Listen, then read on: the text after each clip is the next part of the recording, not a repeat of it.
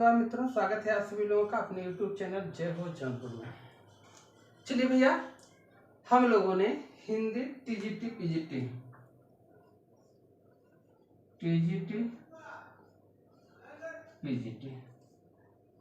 आज हम लोगों का क्लास नंबर 2 दूसरा क्लास हम लोग देखेंगे। अच्छा, पहले क्लास में हम लोगों ने देख लिया था भैया कि हिंदी साहित्य लेखन की शुरुआत कहाँ से हुई ना।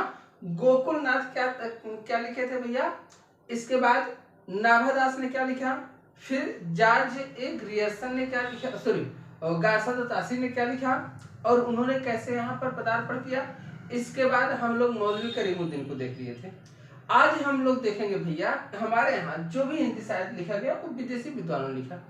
आज हिंदी जो साहित्य लिखा जाने वाला है वह भारतीय विद्वान के द्वारा लिखा जाने वाला है। तो हम लोग सबसे पहले वह भारतीय विद्वान था कौन भैया, तो ये भारतीय विद्वान हमारे थे आपके शिव सिंह सेंगर जी। क्या नाम था? शिव सिंह सेंगर।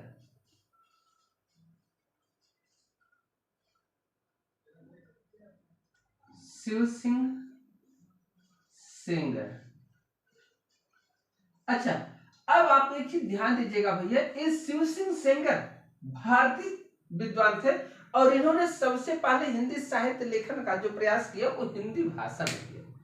अगर आपसे कभी पूछता है हिंदी भाषा में लिखा जाने वाला हिंदी साहित्य का प्रथम इतिहास ग्रंथ, तो हिंदी साहित्य में लिखा जाने वाला हिंदी साहित्य का प्रथम इतिहास ग्रंथ, हिंदी भाषा में लिखा जाने वाला हिंदी साहित्य का प्रथम इतिहास ग्रंथ क्या था भैया, तो वह आपका था शिव सिंह सरोज। लिखा किसने? शिव सिंह सेंगर ने लिखा था। ग्रंथ का नाम था भैया शिव सिंह सरोज।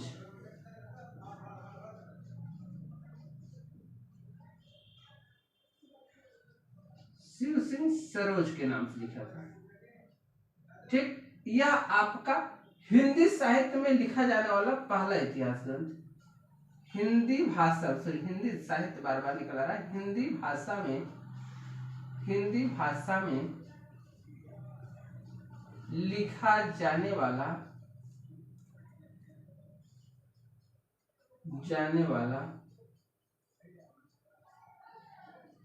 पहला इतिहास ग्रंथ।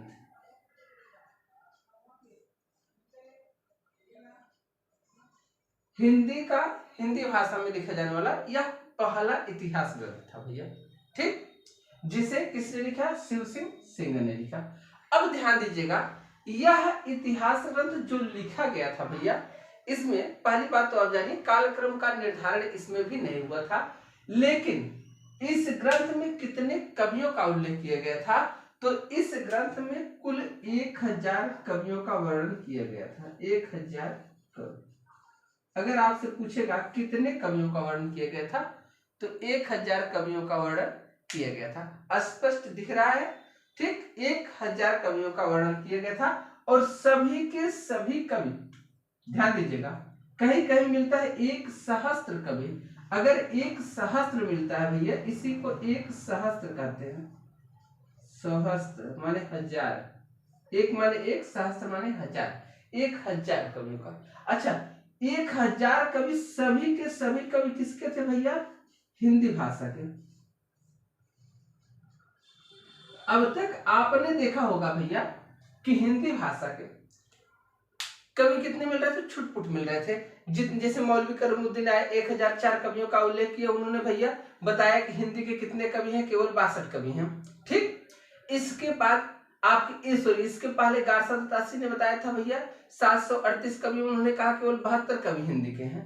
यानी जो भी आता गया वो बताता गया कि हमारे यहाँ हिंदी नाम की कोई भाषा नहीं, हिंदी के तो बहुत कम कवि मिल रहे हैं। लेकिन आपके भारत के रहने वाले भैया, राजस्थान के रहने वाले शिव सिंह सेंगर जी आते हैं, इन्होंने शिव सिंह सरोज के नाम से जो ग्रंथ लिखा, इसमें कुल 1000 कवियों का वर्णन किया और यह भारतीय विद्वान जिसे कहा जाए प्रतिभाशाली, जिसे कहा जाए प्रतिभाशाली भारतीय विद्वान, इसने पूरा सिद्ध करके दिखा दिया कि हमारे यहाँ उर्दू नाम की कोई भाषा नहीं, हमारे यहाँ सभी के सभी कवि किसके भैया? हिंदी भाषा।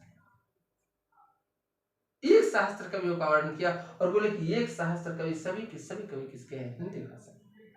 चलिए अब इसके बाद हम लोग चर्चा करेंगे हिंदी साहित्य का जो इतिहास लिखा गया उसमें काल विभाजन भी किया गया, और काल विभाजन किसने किया भैया, और किसने सबसे पहले काल विभाजन के आधार पर हिंदी साहित्य लिखा, इसको हम देखेंगे। एक बार आप सभी लोग वीडियो को लाइक कर देंगे भैया, शेयर कर देंगे भैया, और इसके बाद इसका स्क्रीनशॉट भी ले लेंगे, फिर हम आगे चलते हैं।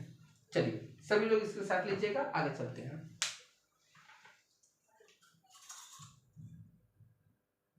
चलिए आगे चलिए देखते हैं।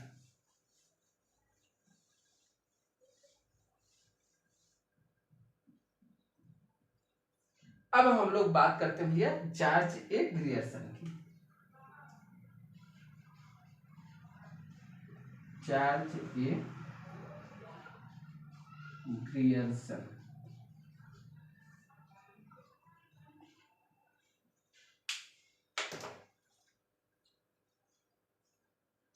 जॉर्ज ए ग्रियर्सन की बात करें भैया तो ये आपके विदेशी विद्वान थे। जॉर्ज ए ग्रियर्सन ये क्या थे भैया, विदेशी विद्वान थे, और इन्होंने हिंदी साहित्य का जो इतिहास लिखा वो किस भाषा में लिखा, तो अंग्रेजी भाषा में लिखा।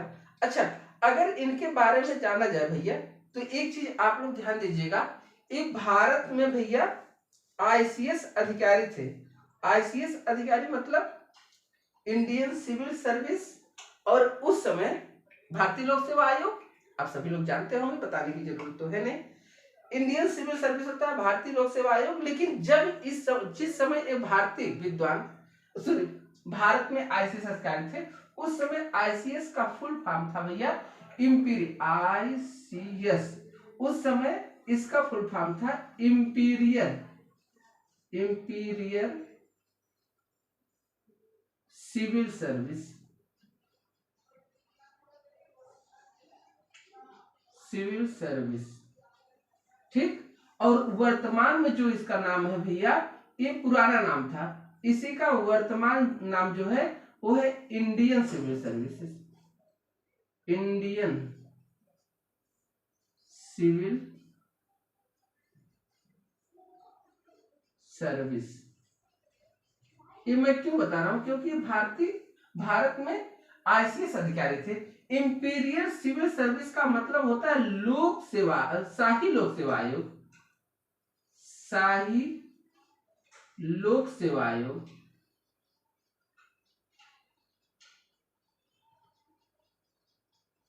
शाही लोक सेवा आयोग, और वर्तमान में इसका जो नाम है वो भारतीय लोक सेवा आयोग है।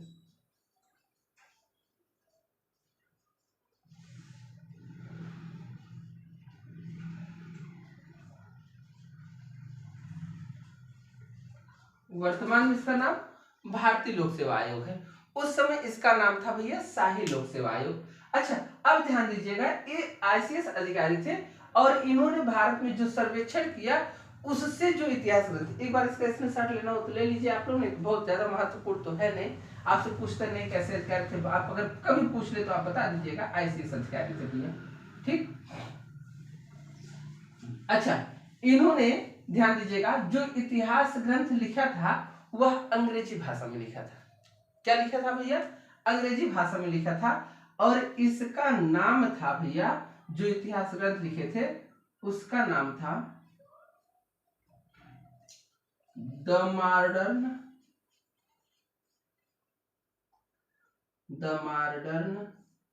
Vernacular, the modern vernacular literature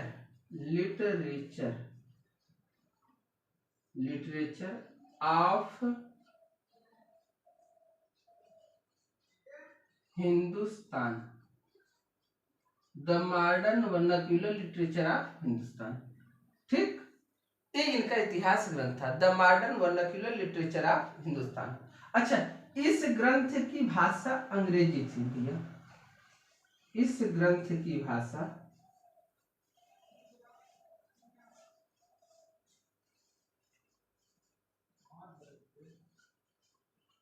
अगर आपसे पूछता है इस ग्रंथ की भाषा क्या थी, तो इस ग्रंथ की भाषा अंग्रेजी थी। क्या थी भैया, अंग्रेजी थी।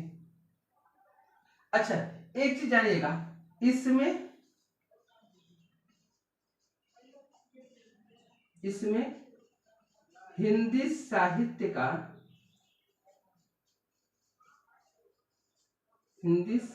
का सबसे पहले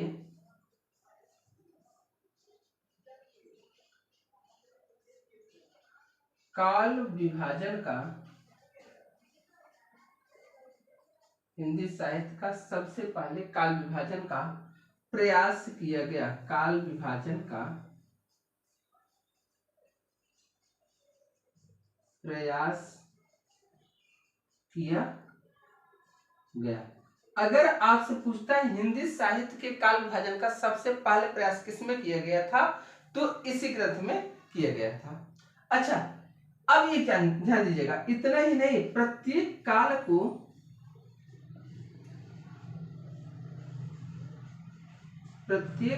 को एक नया नाम दिया गया।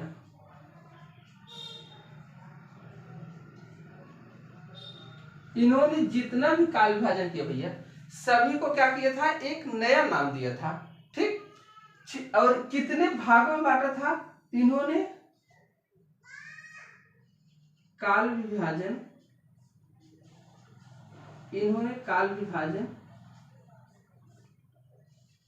कुल 11 भाग में किया।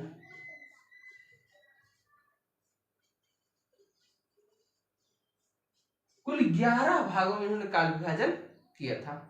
अच्छा, अब बात आती है कि इसमें कवि कितने थे, तो ध्यान दीजिएगा भैया, इस ग्रंथ में कुल 952 कवि थे। कितने कवि थे भैया, 952 कवि थे। अगर आपसे पूछता यह ग्रंथ लिखा कब गया, तो ध्यान दीजिएगा, यह ग्रंथ लिखा गया था भैया 1888 ईस्वी में। अच्छा, संभवतः अभी मैंने जो बताया, क्या बोलते हैं कि शिव सिंह सेंगर का जो इतिहास ग्रंथ लिखा गया था भैया, वो मैं यहाँ लिख दे रहा हूँ, आप लोग जानते रहिएगा, वो 1883 में लिखा गया था।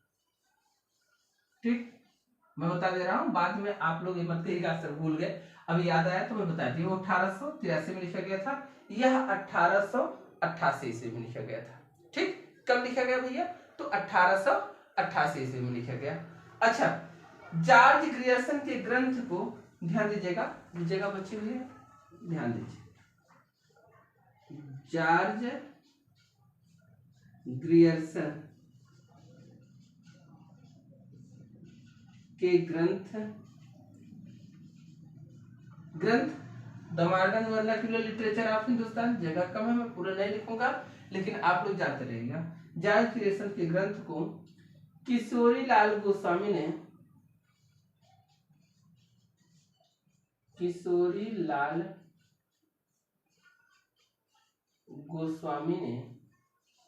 कौन भैया, तो किशोरी लाल गोस्वामी ने प्रथम हिंदी साहित्य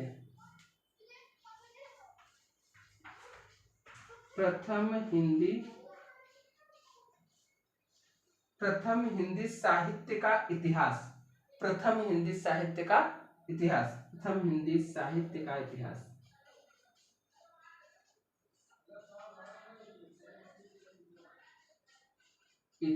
प्रथम हिंदी साहित्य का इतिहास नाम से अनुवाद किया। प्रथम हिंदी साहित्य का इतिहास नाम से अनुवाद किया। अच्छा, कब किया था भैया, ये अगर ध्यान दीजिएगा, कब किया था, तो 1957 ईस्वी में, 1957 ईस्वी में। एक बार फिर से देख लीजिएगा भैया, अगर आपसे पूछेगा जॉर्ज ए ग्रियर्सन द्वारा लिखे गए ग्रंथ का नाम क्या है, तो जॉर्ज ए ग्रियर्सन द्वारा लिखे गए ग्रंथ का नाम the modern vernacular literature of Hindustan था। अगर पूछेगा the modern vernacular literature of Hindustan की भाषा क्या थी, तो भैया उसकी भाषा अंग्रेजी थी। ठीक, क्योंकि आपके जो जॉर्ज ए ग्रियर्सन जी थे, ये क्या थे भैया, ये अंग्रेजी विद्वान थे, और भारत में क्या थे, तो ICS अधिकारी थे। दूसरी चीज, the modern vernacular literature of Hindustan में कितने कवियों का वर्णन किया गया, तो ध्यान दीजिएगा 952 कवियों का वर्णन किया गया। कितने कवियों का वर्णन किया गया? 952 कवियों का वर्णन किया गया। अच्छा, ये 952 कवि थे किसके? तो ध्यान दीजिएगा ये 952 कवि सभी के सभी क्या थे? हिंदी के थे।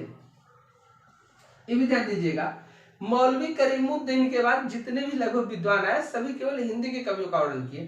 केवल गारसद और तासी जी थे जिन्होंने कहा कि हिंदी के कवि केवल 72 हैं और 666 शायद किसके थे? उर्दू के थे। इसके बाद उनके बाद जब मौलवी करीमुद्दीन जी आते हैं, उन्होंने 1004 कवियों का वर्णन किया और बोले कि बस 6 कवि हिंदी के हैं, बाकी सब के सब किसके हैं? उर्दू के। लेकिन जब शिव सिंह सेंगर जी आते हैं, उन्होंने एक बदलाव लाया और उन्होंने केवल हिंदी के कवियों का वर्णन किया।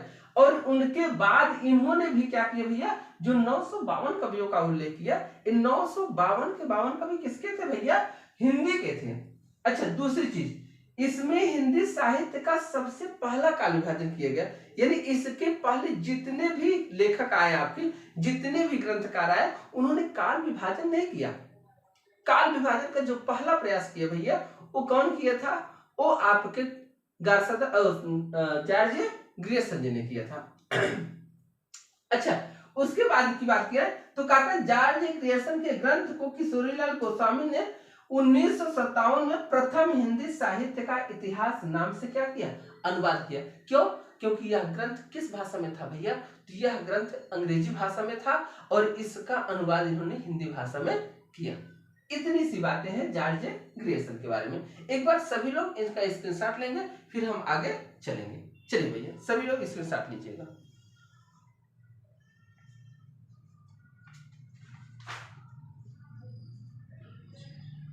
चलिए आगे चलते हैं। अभी इसके बाद हम लोग देखेंगे भैया मिश्र बंधु को।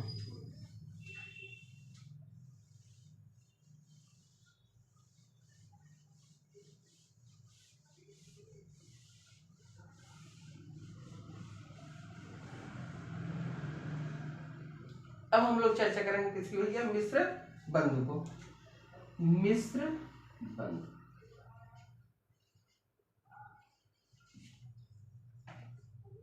अच्छा, मिश्र बंधु की यदि बात की जाए भैया, तो सबसे पहले आप लोग ये जानिएगा ये मिश्र बंधु कितने भाई थे? तो ध्यान दीजिएगा, स्पष्ट नहीं दिख रहा क्या आप लोगों को?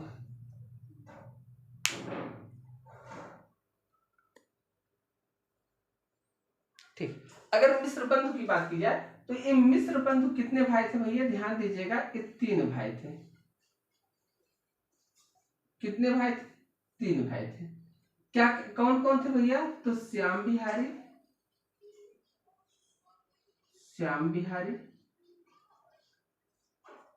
सुखदेव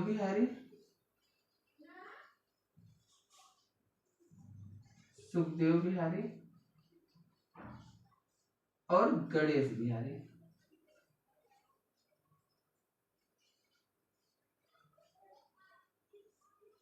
यानी श्याम बिहारी मिश्र, सुखदेव बिहारी मिश्र और गणेश बिहारी मिश्र। ठीक, अब ध्यान दीजिएगा, ये तीनों लोग एक साथ ग्रंथ को लिखते थे भैया। ठीक, एक साथ इन्होंने तीनों लोगों ने क्या किया? ग्रंथ लिखा। इसलिए इस ग्रंथ का नाम पड़ा भैया मिश्र बंधु विनोद। ये मिश्र बंधु के नाम से जाने जाते थे और इन्होंने जो ग्रंथ लिखा वह ग्रंथ था भैया मिश्र बंधु विनोद।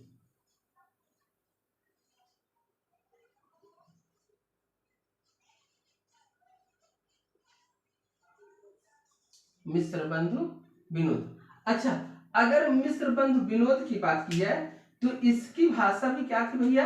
हिंदी थी। और ध्यान दीजिएगा, यह ग्रंथ कब लिखा गया? तो 1913 ईस्वी में।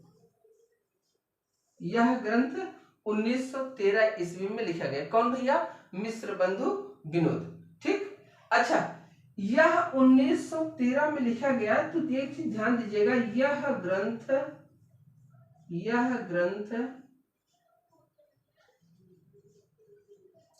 कुल 3 भागों में, अगर आपसे पूछेगा यह ग्रंथ कितने भागों में है, तो ध्यान दीजिएगा यह ग्रंथ कुल 3 भागों में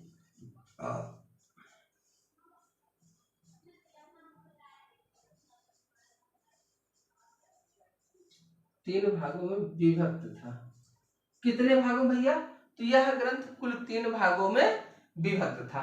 अच्छा, अब इसमें ध्यान दीजिएगा, इसमें भी काल विभाजन किया गया, और काल विभाजन कितने भागों में किया गया? तो 8 भागों में किया गया।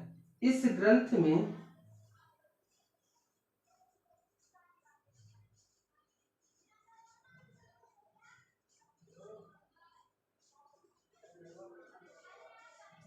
हिंदी साहित्य का, इस ग्रंथ में हिंदी साहित्य का काल विभाजन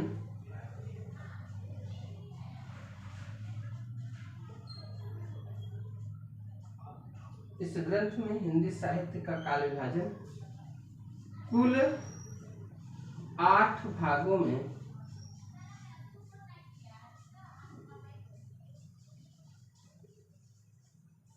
किया गया।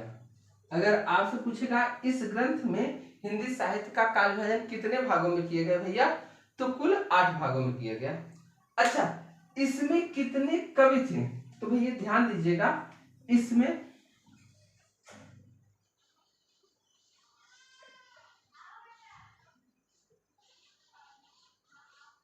कुल कवियों की संख्या, स्पष्ट नहीं दिख रहा ना, इसमें कुल कवियों की संख्या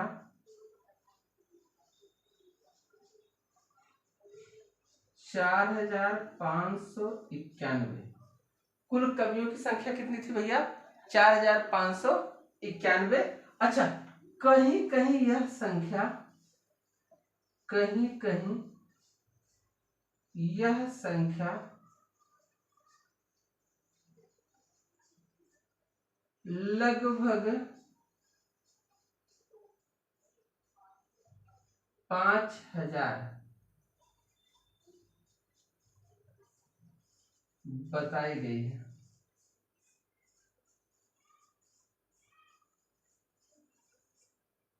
कहीं कहीं यह संख्या कितने बताई गई भैया? लगभग 5000 बताई गई है। अच्छा, अब एक बार इतना देख लीजिए, फिर आप स्क्रीनशॉट करिएगा, फिर इसके बाद आगे चलेंगे। ठीक, अगर आपसे पूछेगा भैया मिस्र बंधु विनोद द्वारा रचित ग्रंथ का नाम क्या है, तो आप सीधे सीधे बताएंगे मिस्र बंधु विनोद द्वारा रचित ग्रंथ का नाम है भैया मिस्र बंधु विनोद। अच्छा, मिस्र बंधु कितने भाई थे? तो आप सीधे सीधे बताएंगे भैया ये 3 भाई थे, श्याम बिहारी, गणेश बिहारी, सुखदेव बिहारी और गणेश बिहारी।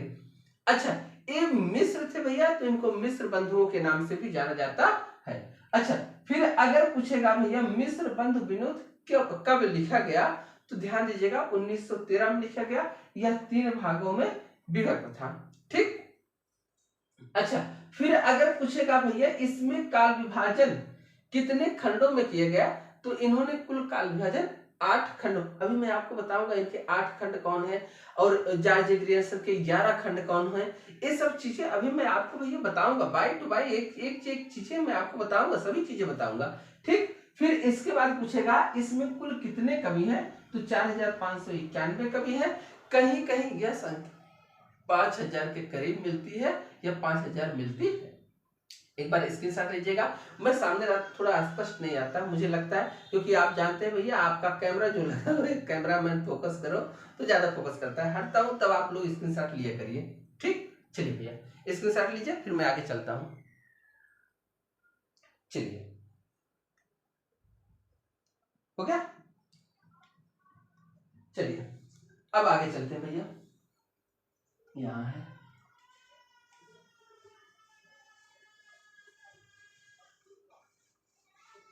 ठीक, आते भैया। यह ग्रंथ कितने खंडों में विभक्त था? 3 खंडों में विभक्त था। अच्छा, इसका चौथा खंड कब प्रकाशित हुआ? जैसे जब 1913 में निकला तो 3 खंडों में विभक्त था, तो इसका चौथा खंड कब प्रकाशित हुआ? तो इसका इसके चतुर्थ भाग का प्रकाशन, ध्यान दीजिएगा, इसके चतुर्थ भाग का प्रकाशन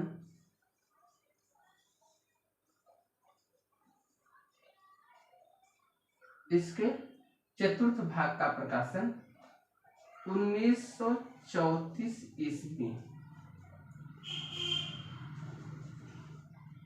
में हुआ। इसके चतुर्थ भाग का प्रकाशन कब हुआ भैया? 1934 ईस्वी में हुआ। जब यह लिखा गया था तब 3 खंडों में विभक्त था। इसका चौथा खंड कब आया भैया? 1934 ईस्वी में आया। ठीक, आज थोड़ा सा स्पष्ट कम दिख रहा है, मैं देख पा रहा हूँ, हमको भी ऐसा लग रहा है कि आपको स्पष्ट कम दिख रहा है, लेकिन थोड़ी सी मजबूरी है, अब आपका वीडियो शुरू हो गया है तो इसे पूरा करना है। ठीक, तो आज थोड़ा सा आप मैनेज करिएगा भैया, कल से ऐसी दिक्कतें आपको नहीं आएंगी जहां तक मेरी कोशिशें रहेंगी। क्योंकि अब देखिए, किसी चीज का विकास एकाएक ऐसे नहीं हो जाता भैया, शनै शनै विकास होता है, धीरे धीरे विकास होता है। तो मेरी कोशिश है कि मैं धीरे धीरे सुधार जो कर रहा हूँ भैया, उस हिसाब से मैं सुधार कर दूंगा। ठीक, और कुछ ही दिन की बात है, इसके बाद मैं खुद भैया लाइव आप लोगों के समक्ष आने लगूंगा। तब आप लोग जो क्वेश्चन पूछेंगे उस क्वेश्चन का आंसर भी दिया जाएगा, और आप लोग साक्ष्य में रहेंगे तो प्रमाण भी साक्ष्य में दिए जाएंगे। सब कुछ शनै शनै धीरे धीरे, अब ज्यादा नहीं, मैं कोशिश करता हूँ कि 1 तारीख से आपकी व्यवस्थित क्लासेस चलना शुरू हो जाएंगे। और अब तो गैप नहीं होनी है, क्योंकि अब मैं आ गया हूँ, हर चीज से मैं निवृत्त हो चुका हूँ। ठीक, चलिए भैया। अच्छा, अगर इनके बाद पूछेगा भैया 1934 में इनके चतुर्थ भाग का प्रकाशन हुआ, अगर पूछेगा भैया तो एक चीज और आप ध्यान दीजिएगा, मिस्र बंधुओं ने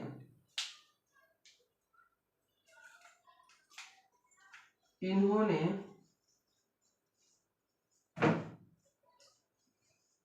हिंदी का प्रथम कवि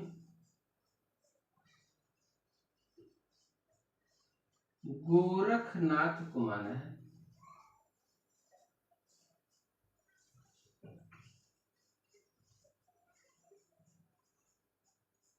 अगर आपसे पूछेगा इन्होंने प्रथम कवि हिंदी का किसे माना है, तो हिंदी का प्रथम कवि इन्होंने गोरखनाथ को माना है। ठीक, अच्छा एक पॉइंट और लिखिएगा, डॉक्टर नामवर सिंह ने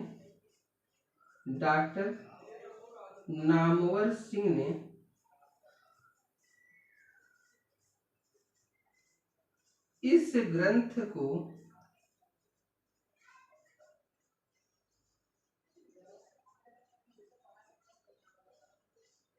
हिंदी साहित्य का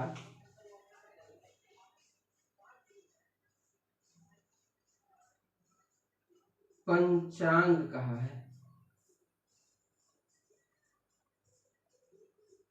तभी तो इन्होंने रामचंद्र शुक्ल को कहा, क्योंकि रामचंद्र शुक्ल ने इसमें से काफी तथ्य चुराए। ऐसा नहीं, रामचंद्र शुक्ल ने जो इतिहास लिखा भैया, हिंदी साहित्य का इतिहास, उन्होंने क्या किया, मिस्र बंधु विनोद को काफी पढ़ा और उसमें से कुछ तथ्य चुराया। इसीलिए नामवर सिंह ने कह दिया था कि भैया शुक्ल जी को जो इतिहास था वो पंचांग के रूप में मिल गया ना। और वही चीज आज आपको देखने को मिली है कि इन्होंने, जो नामवर सिंह थे भैया, इन्होंने सीधा सीधा कह दिया कि यह हिंदी साहित्य का क्या है, पंचांग है। क्योंकि अच्छा, अगर इनकी बात भी कही जाए तो हम सीधा लिख सकते हैं भैया, आचार्य रामचंद्र शुक्ल ने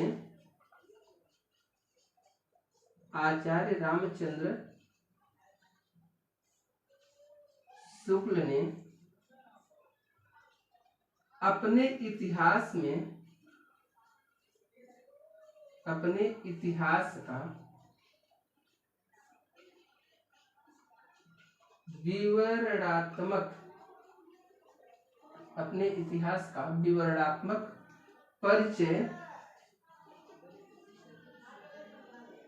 मिस्र बंधु विनोद से प्राप्त किया।